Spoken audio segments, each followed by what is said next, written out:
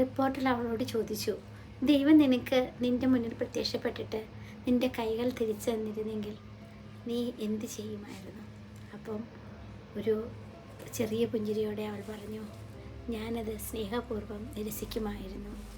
ഇന്ന് എനിക്കങ്ങനെ 2 കൈകൾ ഉണ്ടായിരുന്നെങ്കിൽ എനിക്ക് കുറച്ച് പേരെ ചേർത്ത് പിടിക്കാൻ പറ്റുള്ളായിരുന്നു.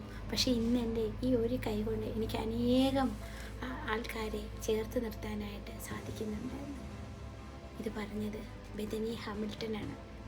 13ാമത്തെ വയസ്സിൽ ഹവായി ബീച്ചിൽ അവൾ സർഫ് ചെയ്തുകൊണ്ടിരുന്നപ്പോൾ ഒരു ടൈഗർ ഷാർക്കിൻ്റെ അറ്റാക്കിൽ അവളുടെ ഇടതുകരം വളരെ വലിയ രീതിയിൽ പരിക്ക് പറ്റുകയും പിന്നെ അത് സർജറിയിലൂടെ അതിനെ ആംപ്യൂട്ട് ചെയ്യുകയൊക്കെ ചെയ്ത് ഇടതുകരം അവൾക്ക് പൂർണ്ണമായി നഷ്ടപ്പെട്ടിരുന്നു.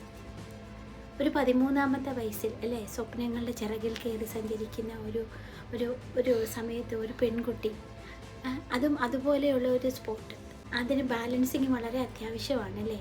പക്ഷെ അവിടെ കൊണ്ട് അവൾ തകർന്നില്ല. ഏതാനും ദിവസങ്ങൾക്ക് ശേഷം വീണ്ടും അവളുടെ കൂട്ടുകാരും സുഹൃത്തുക്കളും എല്ലാവരും ബീച്ചിൽ അവളെ വീണ്ടും കണ്ടു. ആ ഒരു ഒറ്റ കൈയുമായിട്ട് അവൾ പല പ്രാവശ്യം വീണു. പല പ്രാവശ്യം അവൾക്ക് മുറിവുകൾ സംഭവിച്ചു. പലരും അവളോട് നിനക്കിതൊന്നും ഒരിക്കലും സാധ്യമാവില്ല എന്ന് പറഞ്ഞു. പക്ഷെ അതൊന്നും കേൾക്കാൻ ബെഥനി തയ്യാറായിരുന്നില്ല. വീണ്ടും പരിശ്രമിച്ച് അവൾ പിന്നീട് ലോകത്തിൻ്റെ നെറുകയിലേക്ക് ആ ഒറ്റക്കൈയുമായിട്ട് എത്തിച്ചേരുകയുണ്ടായി. പല അവാർഡുകളും അവളെ തേടിയെത്തുകയുണ്ടായി. പിന്നീട് ഇന്ന് ബെഥനി ഹാമിൽട്ടൺ അറിയപ്പെടുന്ന ഒരു സർഫിംഗ് അത്ലറ്റാണ്. ഞാൻ പറഞ്ഞു വരുന്നത്, നമ്മുടെ ജീവിതം അങ്ങനെയാണ്. ചില കാര്യങ്ങൾ ചിലപ്പോൾ നമ്മുടെ ജീവിതത്തിൽ നമുക്ക് നഷ്ടപ്പെട്ടു പോകും. ചിലപ്പോൾ നമുക്ക് തിരിച്ചെടുത്ത് അത് നേടിയെടുക്കാനായിട്ട് സാധിക്കും. പക്ഷെ ചില കാര്യങ്ങൾ ബെഥനിക്ക് നഷ്ടപ്പെട്ട കൈകൾ പോലെ ഒരിക്കലും നമുക്ക് തിരിച്ച് എടുക്കാനായിട്ട് സാധിക്കില്ല. അപ്പോൾ നഷ്ടപ്പെട്ടതിനെ ഓർത്ത് വേദനിക്കാതെ, ചിലപ്പോൾ നമുക്ക് ചില ബന്ധങ്ങളായിരിക്കാം, അല്ലെങ്കിൽ ചിലപ്പോൾ നമ്മൾക്ക് നമ്മുടെ പഴയ സൗന്ദര്യമോ അതുപോലെയൊക്കെയുള്ള കാര്യങ്ങളായിരിക്കും, അല്ലെങ്കിൽ ആരോഗ്യമോ അങ്ങനെയൊക്കെയുള്ള കാര്യങ്ങളായിരിക്കും, അല്ലെങ്കിൽ സമ്പത്ത്, ഇങ്ങനെയൊക്കെ പല കാര്യങ്ങളാകാം. പക്ഷേ